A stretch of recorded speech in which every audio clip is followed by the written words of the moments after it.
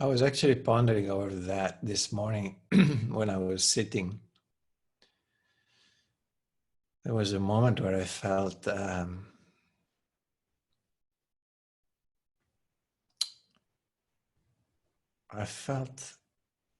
the deep aloneness of my being,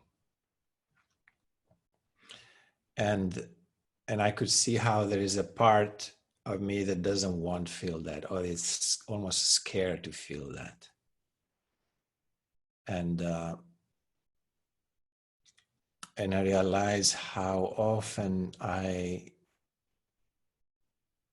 don't allow myself to go in that place of this feeling of deep aloneness because because something scary about it, something uncomfortable about it. And the way I keep myself away from that is by doing, so I get engaged doing things, projects and things that are exciting for me, or things that I might get a recognition if I do them, That's a big part. And another part is engaging constantly in with the world, engaging by seek for answers and seek for stimulation from the world, from other people, feedbacks. I realize how the world is almost like a punching ball, that you push it and then it pushes back, And so we send out messages and then we receive a stimulation back, or a reflection, So we keep getting reflections that strengthen our sense of identity. Yeah. So, for example, I'm talking to you now, I'm giving the sessions, and then you guys, somebody might write to me and say, my gosh, so that this is making so much difference to my life. This was really good. Then I receive something that's strengthening a certain identity in me. Oh, I'm doing something good, or I'm teaching meditation or whatever, So that part of my ego gets fulfilled and fed through that feedback, So I put out a message and then another one comes back, and that feeds that part of my personality or my ego. This is a simple example, but we do that in millions of different ways. And those are ways where, we keep engaging with the world, and the egoic self gets reaffirmed and kept in place,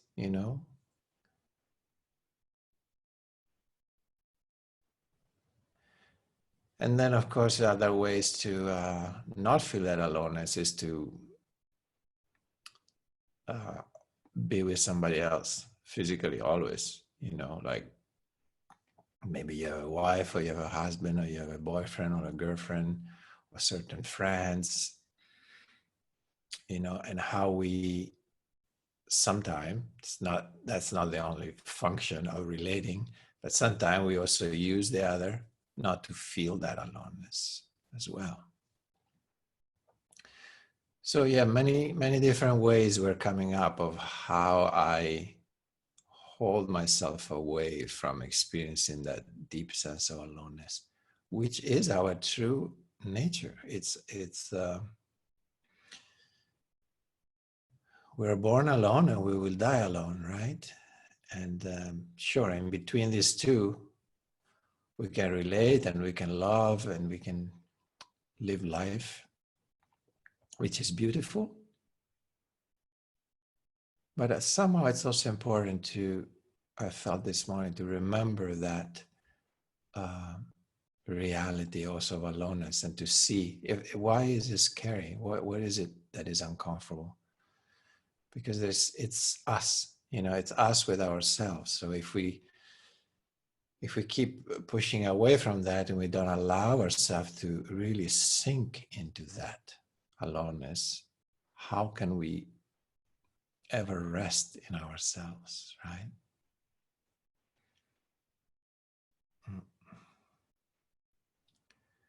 So, and then there was also a feeling, well, when I was sinking into this feeling of deep aloneness, and the whole world was kind of disappearing. Everybody was disappearing. It was just me alone in this moment. But I was not alone, really. It was like me and existence. That's what it felt like. And it kind of strengthened my connection with existence, and that feeling that this aloneness is actually not alone, really. It's not alone, because in that moment you also connect much more with the whole existence. So it's a relative aloneness, you feel alone, but you also feel connected with existence more, which is also a very nice feeling. So then the more I go into it, the less scary it gets, because it feels very essential. It feels like, okay, this is the space where I need to be able to really deeply rest.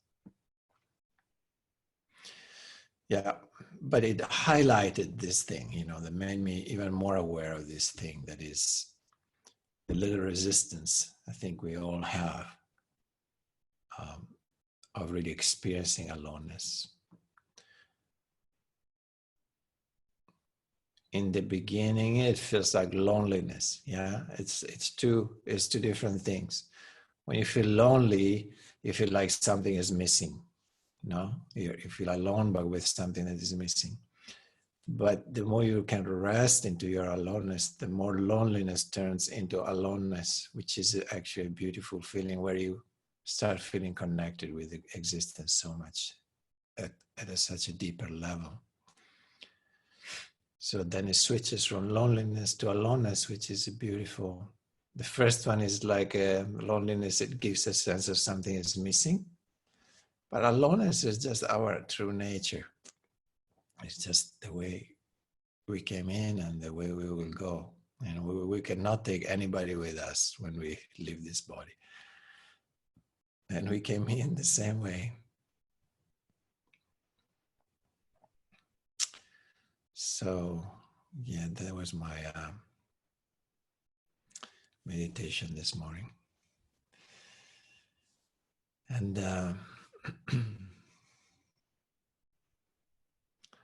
I'd like to hear from you guys what kind of insights you had in this week. Otherwise, I'm always talking. I want to hear you also.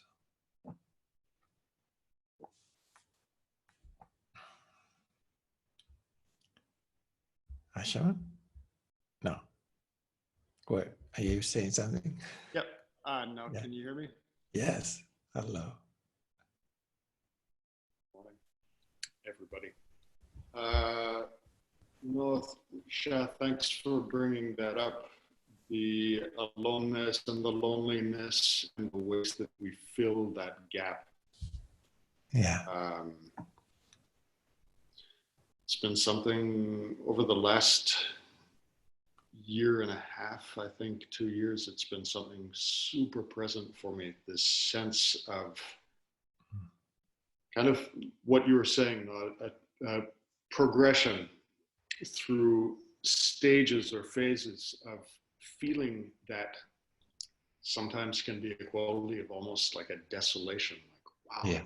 really deeply alone. And it's brought up for me a lot, this sense of the immediacy of death. I mean, aside from this whole COVID-19 thing that I think has culturally brought the awareness of the present moment much more to the front. But so I've been,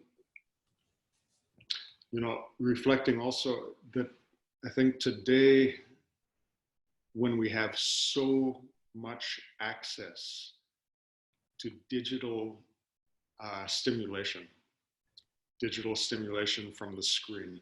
Yes. And Pastor and I've been having some conversations about the qualities of connection, because today we never have to be lonely.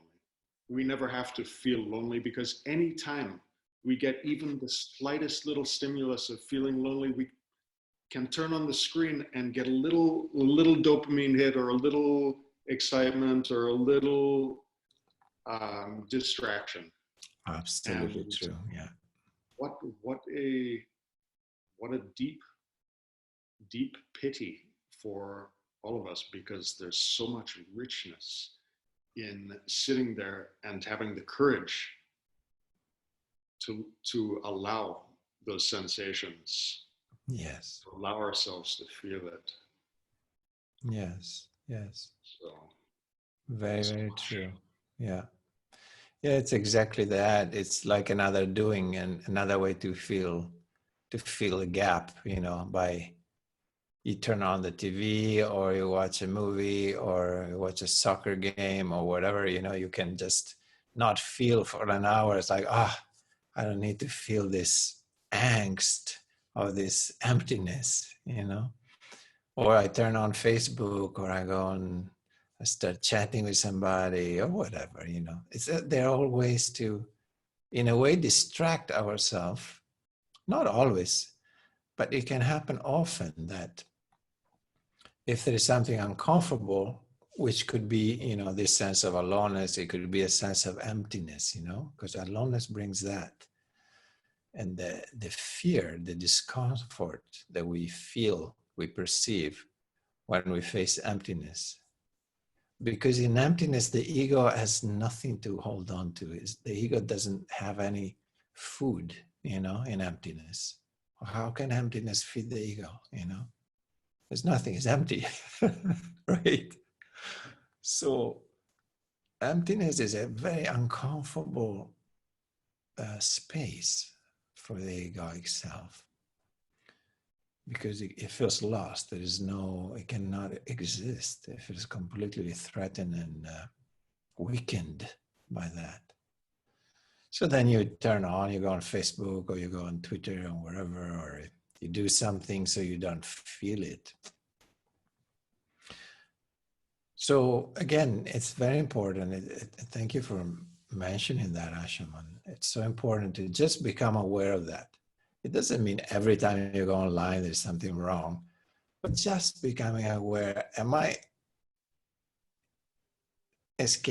trying to run away from something? Am I trying not to feel something or not? And that will become obvious if you really observe yourself.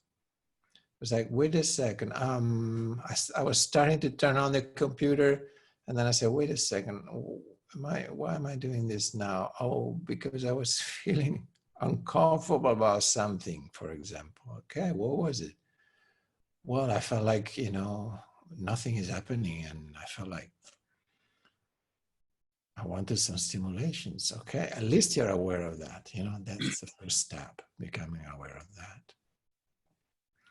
Because otherwise we keep running away from ourselves for the rest of our lives. A lot of people do that. Run away from anything that feels uncomfortable within ourselves. Okay, what can be the result of that? Nothing. You just keep pushing that under the carpet. It goes in the subconscious, and you keep living a life that is not conscious, because you keep doing things that are actually taking you away from experiencing all of that, including all that is uncomfortable. It has to be felt, it has to be experienced. It's part of us, right?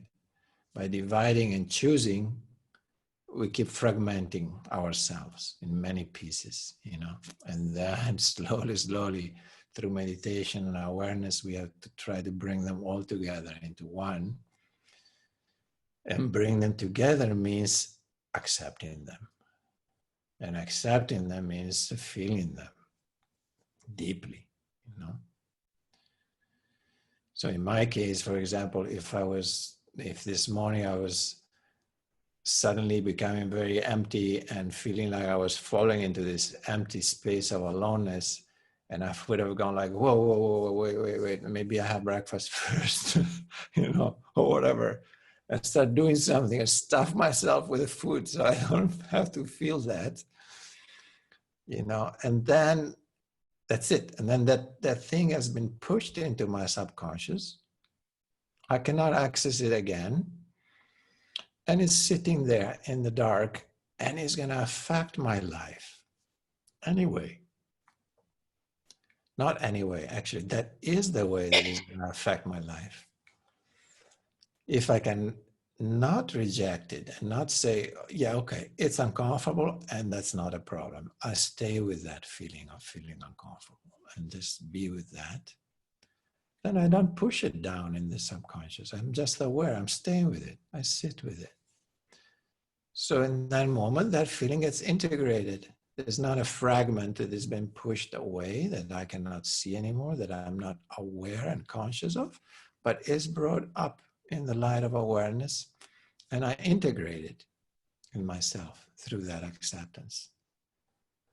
So in that way, we collect all these fragments that we created in our egoic self, in ourselves, and we just slowly, through accepting them, we bring them together until everything is one, eventually, one day. And there's nothing in the canteen, in the dark, in the basement, it's all in the consciousness, it's all in the conscious mind. It's all within reach of our awareness. And we are unified through that. Yeah. It's a beautiful thing. One step at a time, So take it as a great opportunity. Anything something uncomfortable arises, take it as a great opportunity to, unify something more, to bring it in the sphere of your awareness and embrace it, So every time we feel uncomfortable is a great chance to take one step more towards ourselves. It's a beautiful thing to feel uncomfortable. I know it sounds funny, but it is. To feel uncomfortable is a great opportunity. Whatever that is, it doesn't matter. Yeah, remember, choiceless awareness. So we become aware of everything, and we accept, we include everything in our awareness. We don't choose.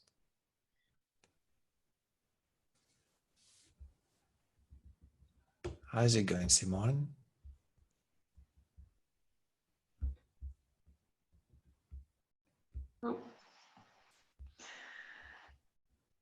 This is so on point for me. Yeah? Yeah. I had a feeling. Yeah. And I heard a couple of days ago someone talk about going into darkness for 10 days in some kind of retreat, and then it's completely dark, and there's nothing. You can't look at some there's nothing, and it really appealed to me. But now that I'm hearing you talk, you can create it in your own home, not the darkness, but yes, I'm always looking there's a lot of on the phone and eating and doing stuff, and I'm actually avoiding the uncomfortable.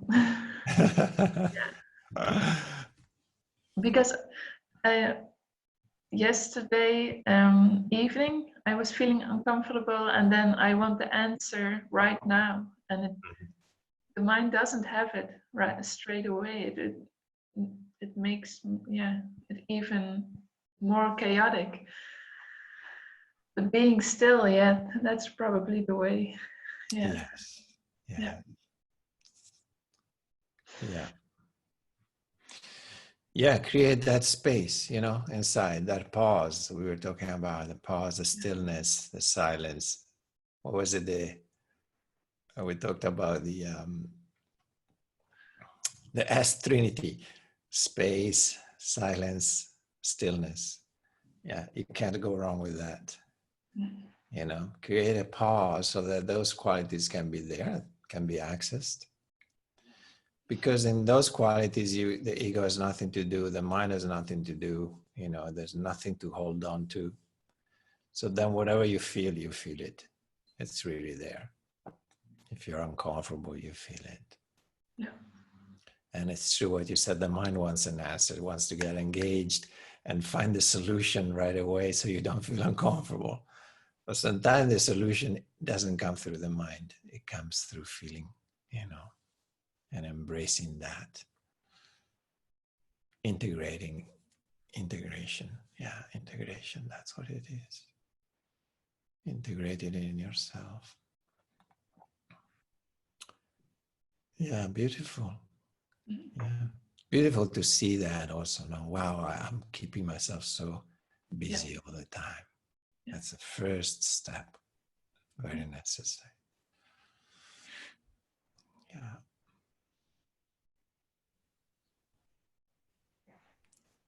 Nice, nice, very nice.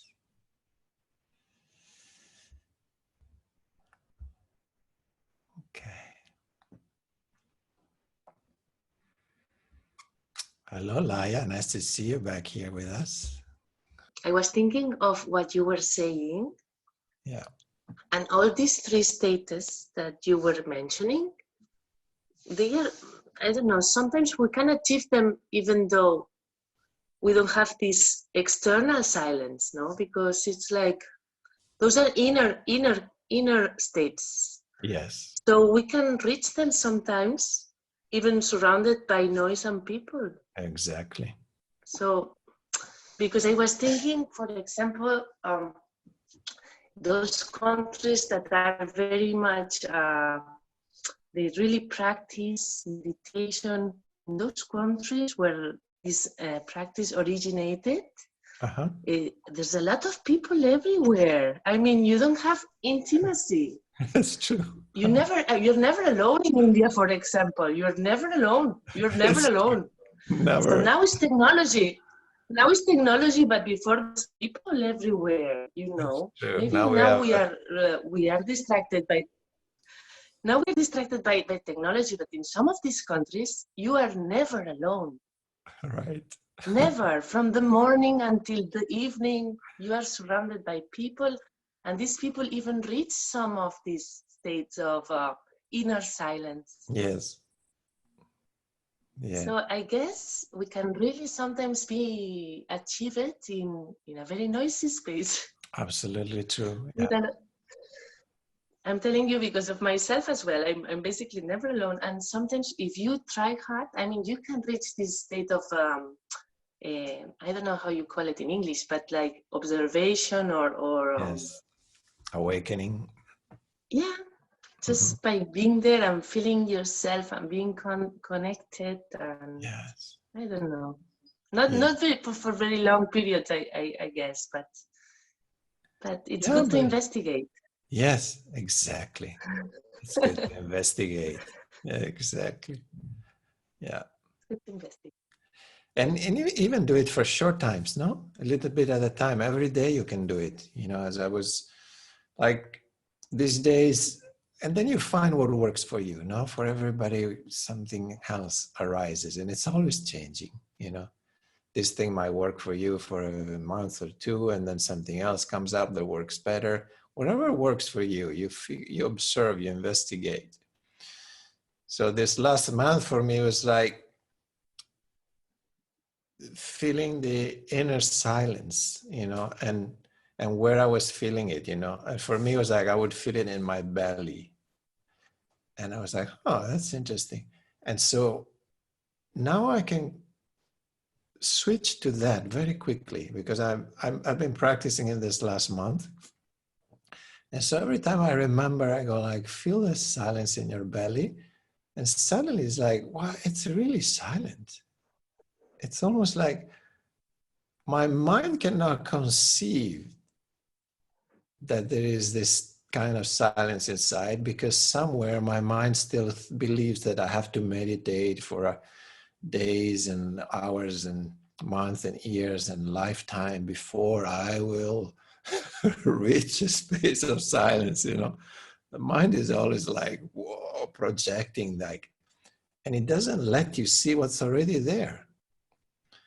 And so it was very revealing to realize, but it's already there, this silence. I don't need to meditate for years, you know.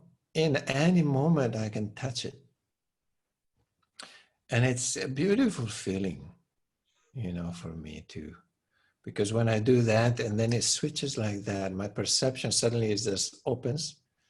I start hearing all sounds that were not there before. I start feeling something that I was not feeling before. And all that simply by tuning into this, feel your silence in your belly. And it's a beautiful thing to realize also that what we look for, it's already there. What we search for, actually it's already there. It's just a little buried by what? By the mind. In my case, for example, no, the silence has always been there, but it was buried by the idea that I have to do something to create the silence, like meditate, for example. It's funny, no? When you start seeing this, it's like, wait a second, this mind is cheating me. It's telling me that something is not there and I have to do something to achieve it, but it's already there. What the heck? It's like, tricky bastard. So, yeah, like it's true. All this space, this silence, this whatever space, inner space, or the sense of aloneness, whatever we're referring to, the stillness, it's already there. It's just, there's a lot of ripples on the surface, you know.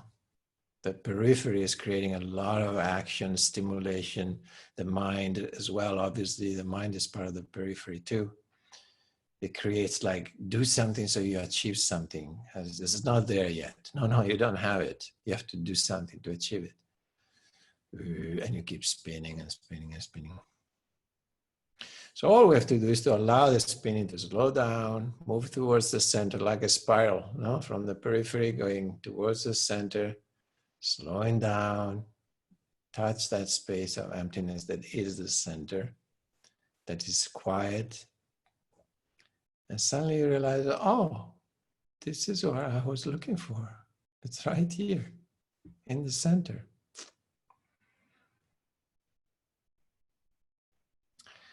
So we're not seeking for something that we don't have. We're just peeling the onion to find what's already there. Or we are just allowing the ripples to calm down so the surface of the lake becomes still and can reflect what it is.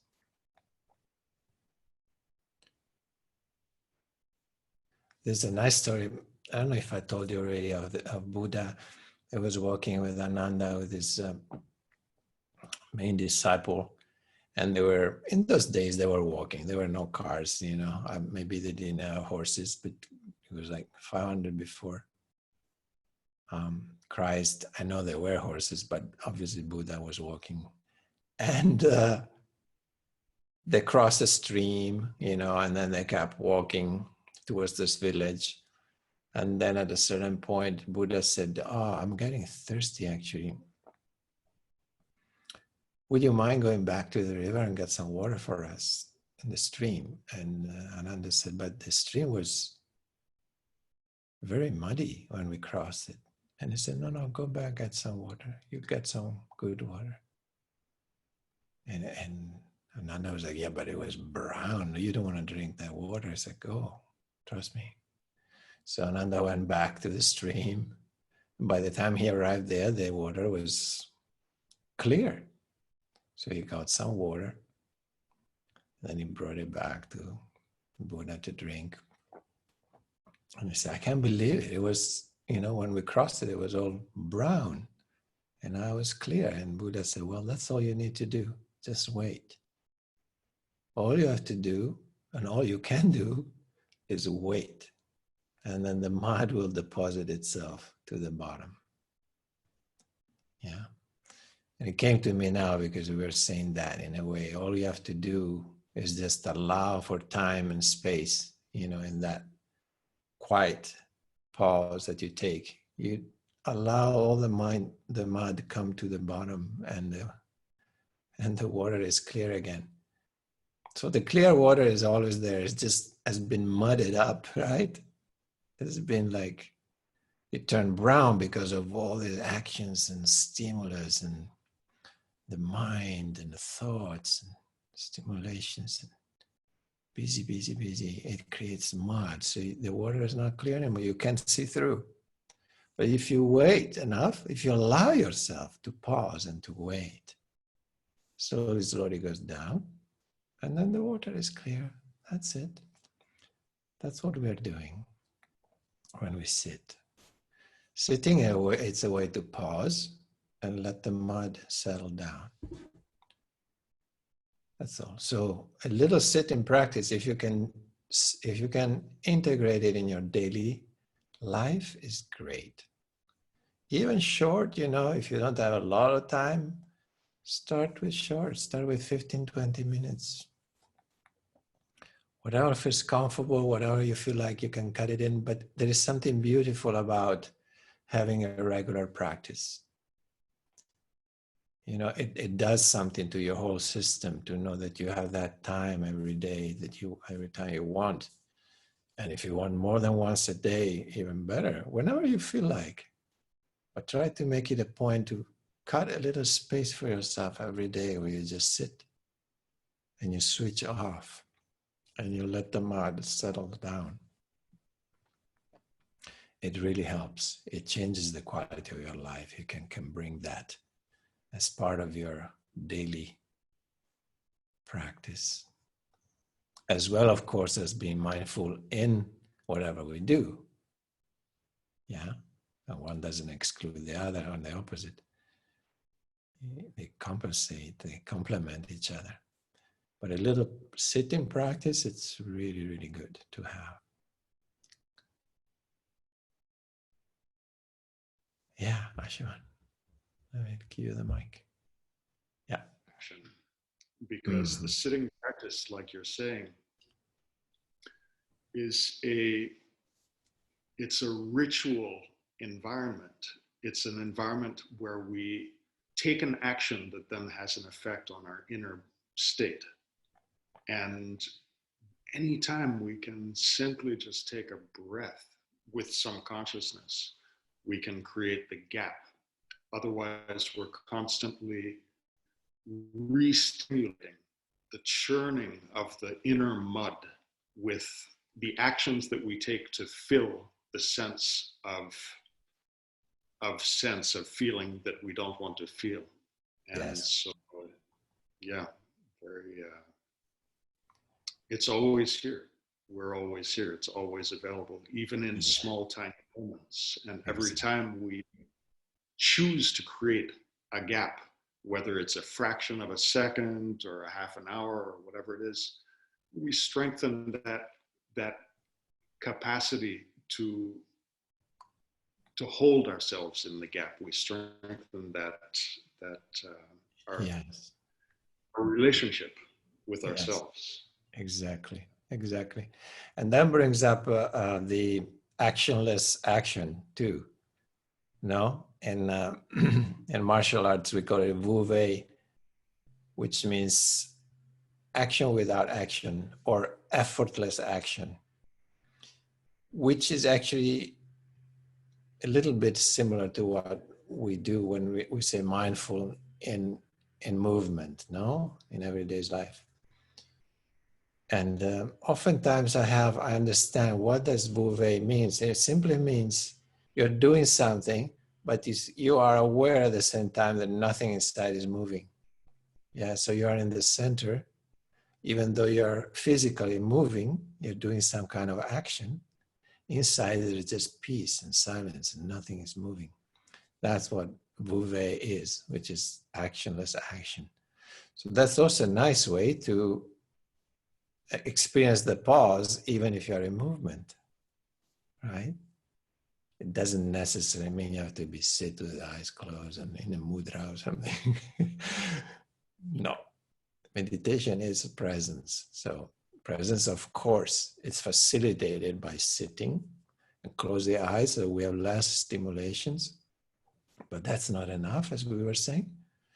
Beautiful to have it in your daily practice, and then bring that awareness in whatever you do during the day.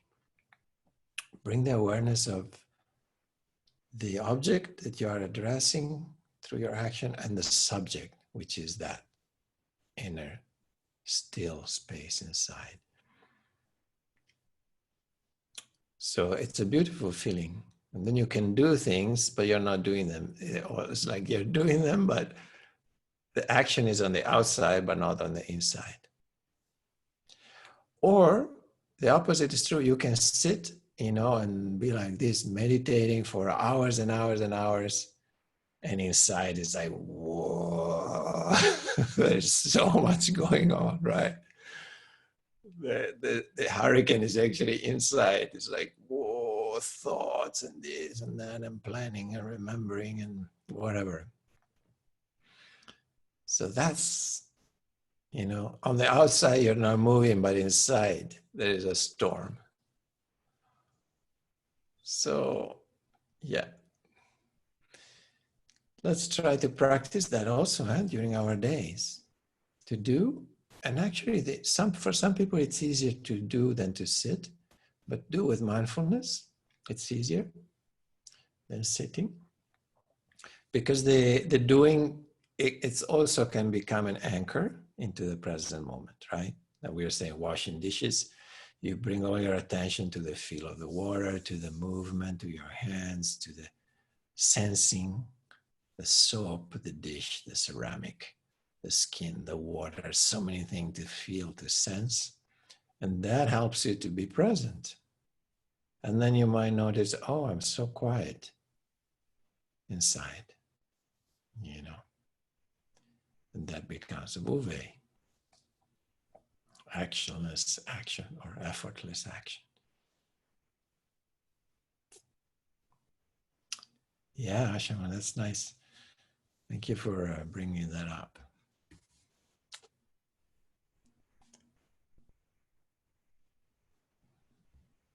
Yeah.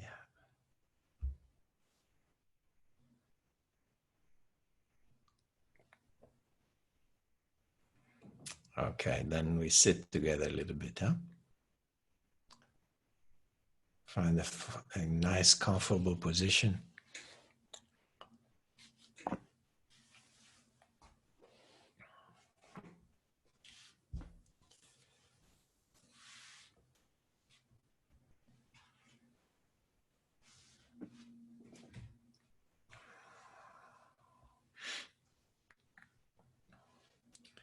If you can sit with a straight back, it's even better. But relax, yeah? Don't get tense because you're trying to keep your back straight.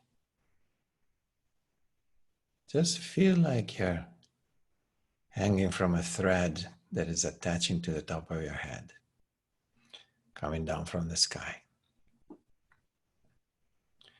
And that is helping you to support your erect posture.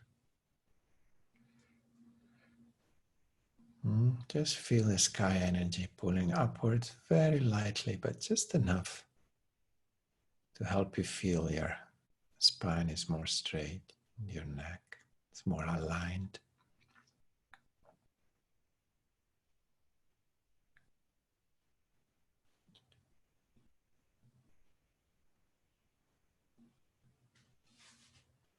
And then as you relax more, you also start feeling the weight of the body. On the chair, on the cushion, on the floor, wherever you're sitting.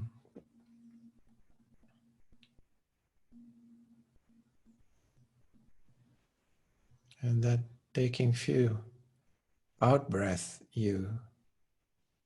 every time you breathe out, you feel like you're sinking down a little more.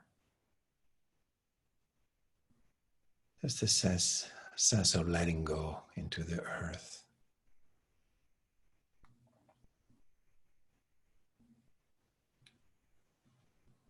Grounding yourself into this moment.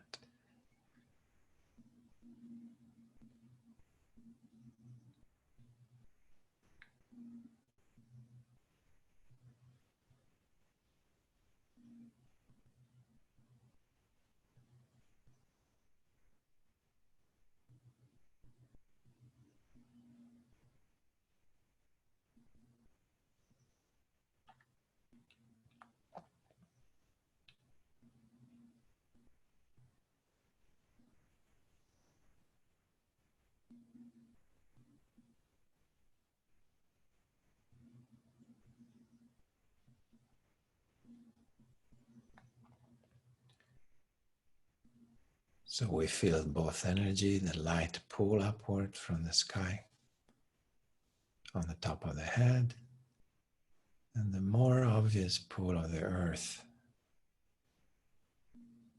downwards. As we relax, we allow all parts of the body to feel that downward pull.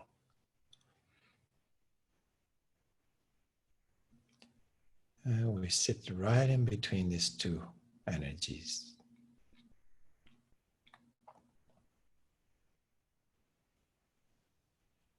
And we feel present in that, in the middle of the two.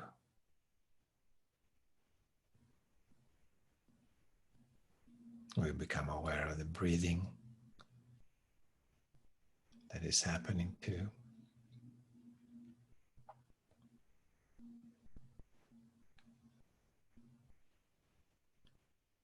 Feeling the fresh, cool air coming in at the nostrils.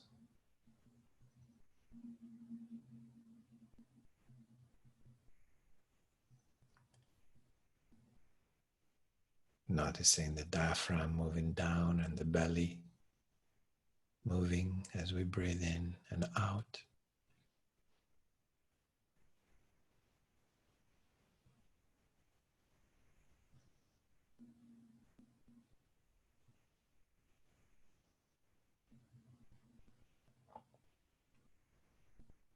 Sensing the belly, particularly a point below the navel inside. See if you can sense a little more dense area.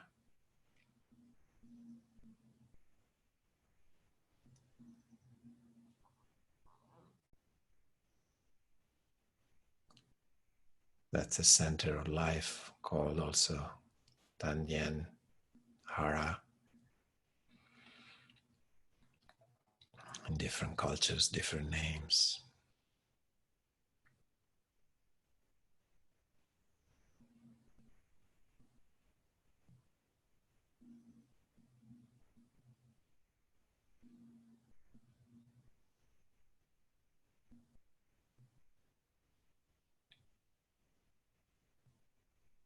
To feel that area brings a strong sense of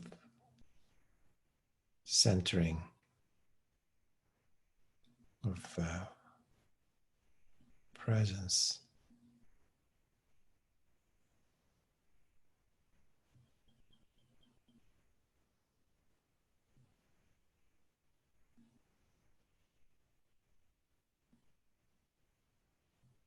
It's also the physical center of your body.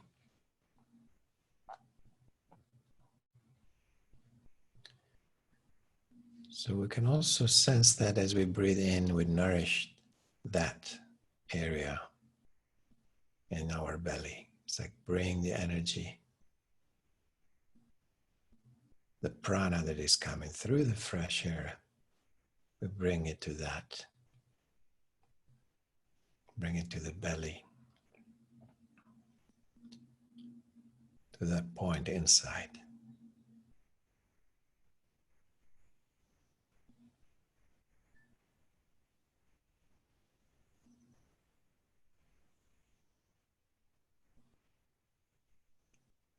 Imagine the air traveling from the nostrils downward to reach and envelop and nourish that point inside your belly.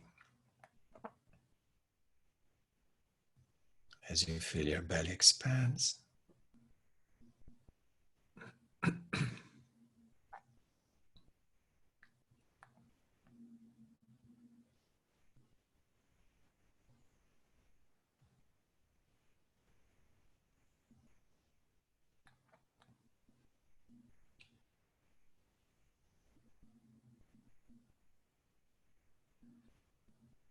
you might start feeling like you're accumulating some kind of energy in your belly. A sense of fullness and something maybe more dense.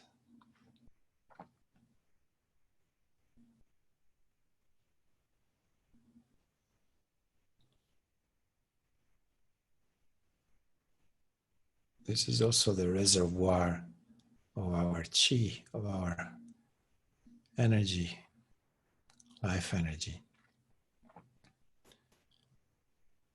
So it's good we gather energy there when we sit and we pause to be then used later on in our daily actions.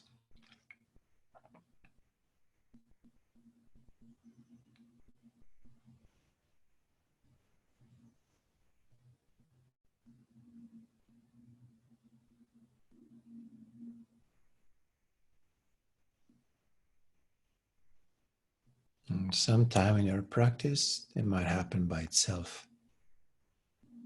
When you reach a deep state of relaxation, you will notice your attention. It's brought to that point in your belly. Sometimes it just happens by itself.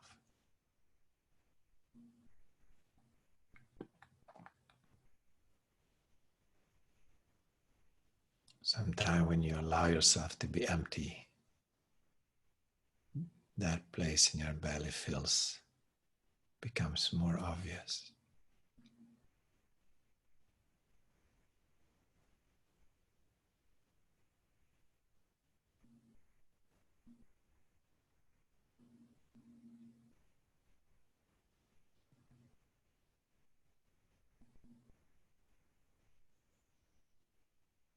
You might also sense a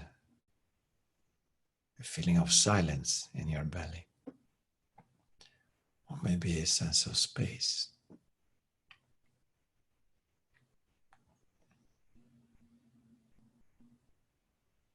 Maybe a space that is full, or maybe a space that is empty.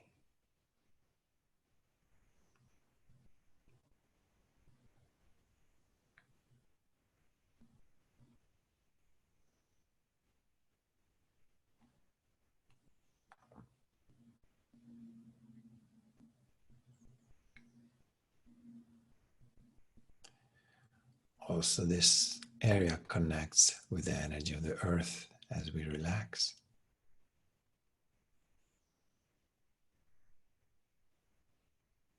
We can feel that we're allowing our belly to be pulled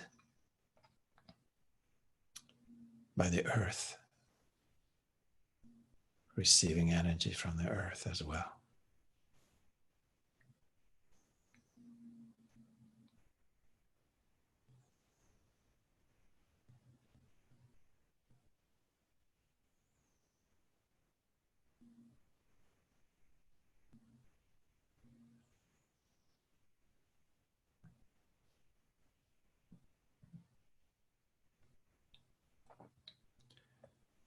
Again, when we relax deeply, we naturally feel that magnetic pull of the earth in that spot in our belly. We feel the connection between earth and the belly.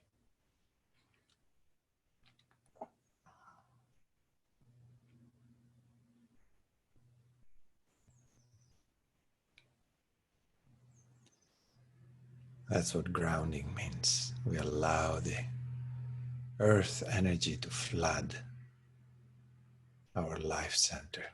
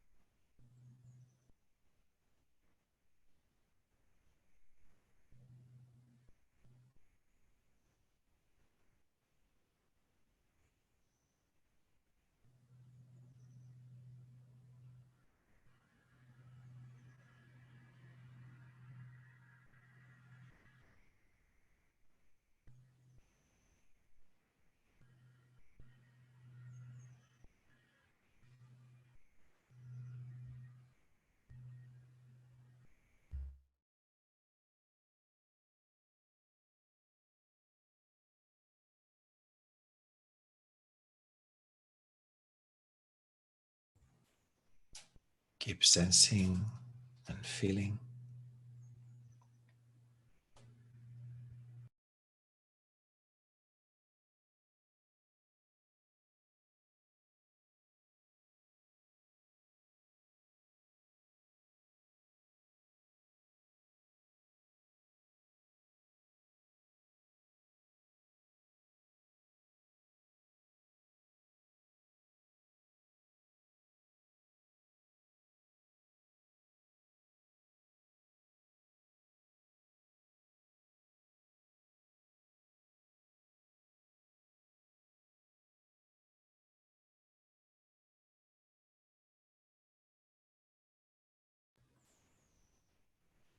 Sensing the stillness of the inner space when it's there.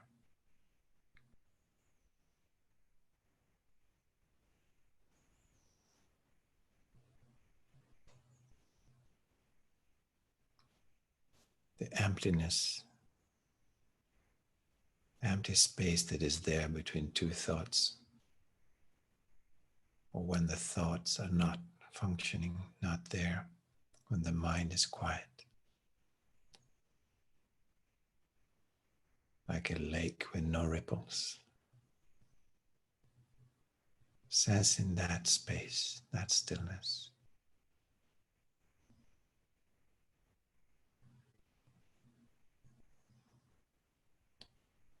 Resting in that and allowing the mud to settle down at the bottom.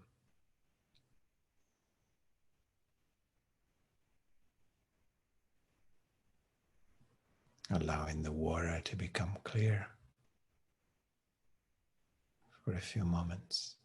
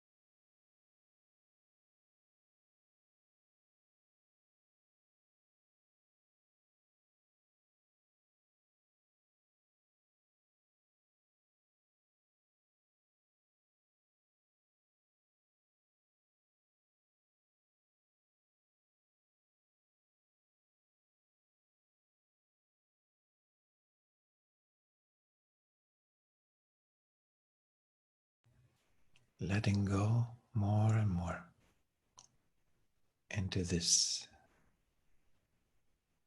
center, allowing yourself to disappear a little more into this space.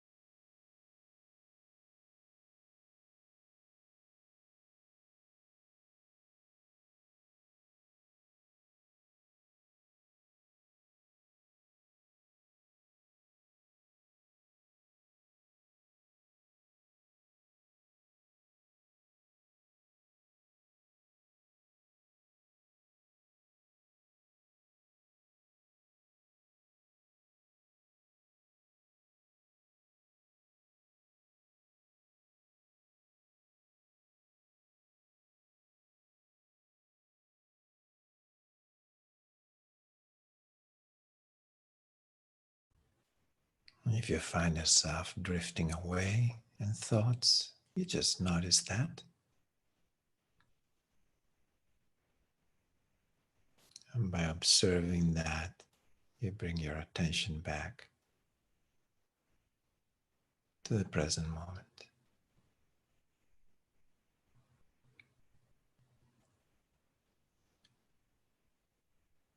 Feeling the breath happening by itself.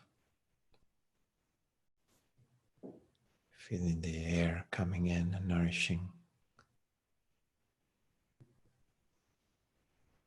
your life center in your belly.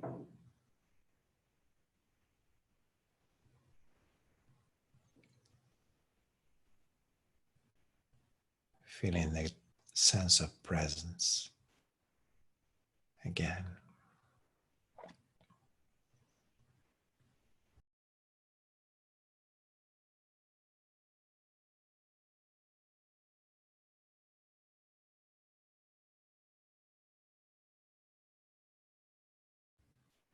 And witnessing whatever it's experienced without any judgment, simply the way it is.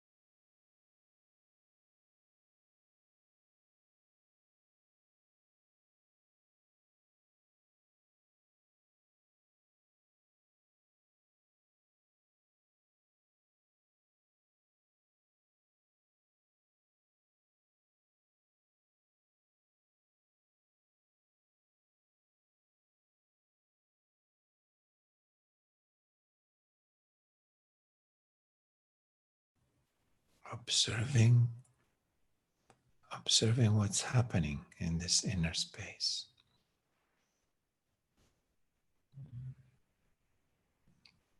Different sensations, maybe feelings, maybe even emotions, sometime arising.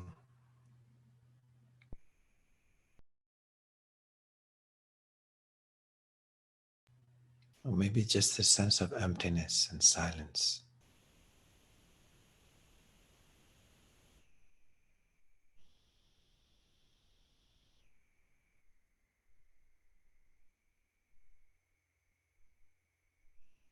Anything is experienced in full acceptance of what is.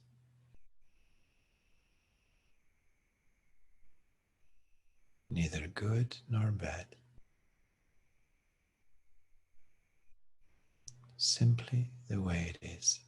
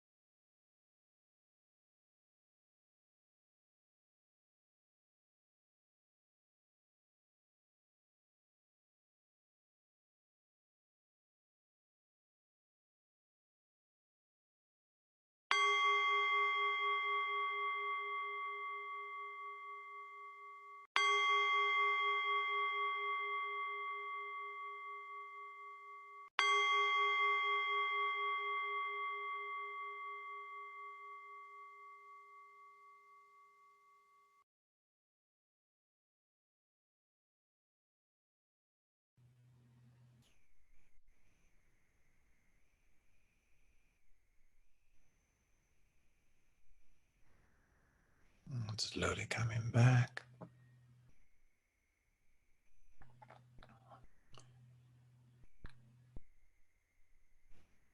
When you're ready, you can open your eyes, maintaining some of that energy, that attention on your belly, also as you open your eyes.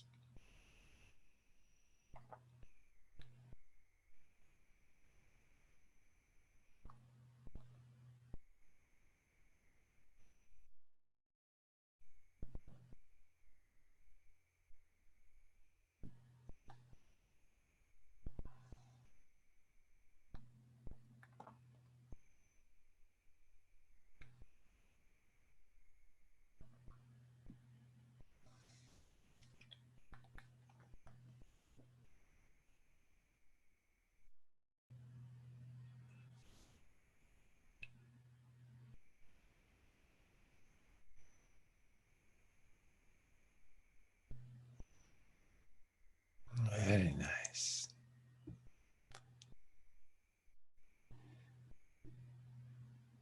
You guys sitting, it was so still.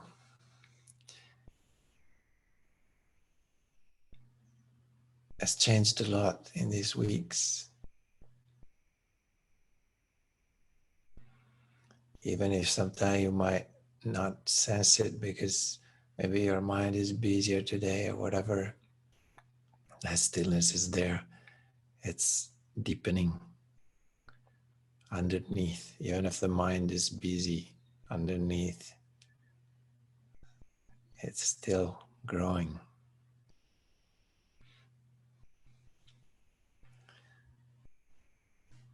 Not only the physical stillness, but also the stillness of the center.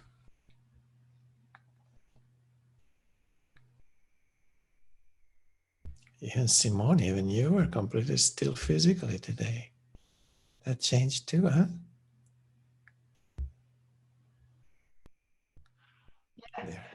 Yeah. There was this moment where I found the stillness in front of me, and yeah, and then my body was still too. And then I was thinking about the attention. I think in the last sessions, my attention was with the physical body and how it wasn't still, but now I took it away from that. Yeah. So you took away the stillness from the physical body? The attention from the not being still from the physical body. Uh-huh. Yeah. Yeah. Do you think you need to have a healthy body to so you can sit quiet or still? Healthy body? No. No, you can meditate when you're sick too. Yeah. It's no difference. Just your body might feel different, but it's okay. And then you notice that it feels different.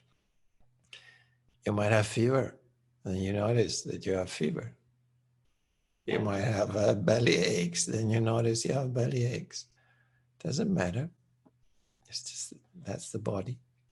The same way like we notice that the heart is beating and the breathing is happening, we might also notice that we have a fever or that we don't feel so well. We just notice that.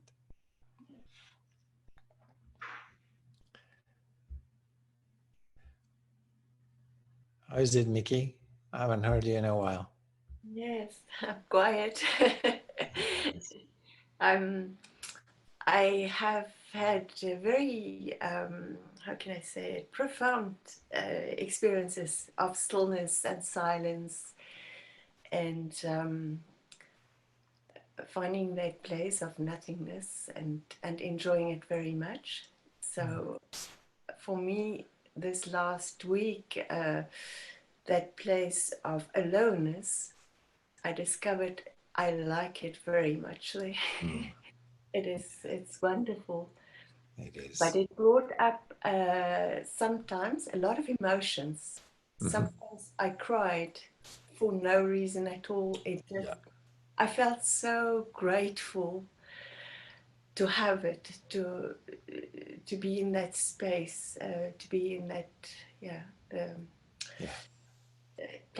space of existence, of awareness. It's very powerful. It's extremely powerful. Yes. Week. Yeah. And again, I want to thank you very, very much for this, for these sessions. I really enjoyed every moment. Yes. Yeah. It's been my pleasure too. Beautiful sharing. Yeah, those moments where I notice also in myself, like we're used to go to a certain place, and and then somehow we stop there for whatever reason, So we go on the surface, then we go deep, and then we hit here, and then we go up again. And then some days, for whatever reason, we just go through that for the first time. And when that happens, oftentimes you have tears coming, and you have no idea why. Yeah, and they roll. It's not like you can control it. You can't decide, I want to stop. Yeah. It's just pouring out. Yeah. It's somehow just for the simple fact that suddenly there is more depth in that moment, more than you ever experienced, because suddenly you went through something that was your limit, Suddenly you go like one click more, and it's like, wow, it opens another, even for just a second, maybe just another dimension, another depth. And then it seems like the only way you can respond to that is with tears sometimes. Yes. Which you can't define even what are they for, but they're beautiful. And you can't control them. They're beautiful. It's like also it's very precious. It's like you want to hug it, hold on to it. Yeah. So anytime you guys experience tears in your practice, welcome them. It's a very good sign. And they feel good. They feel so good. It feels good. Nice. What else? Shall we close it here then?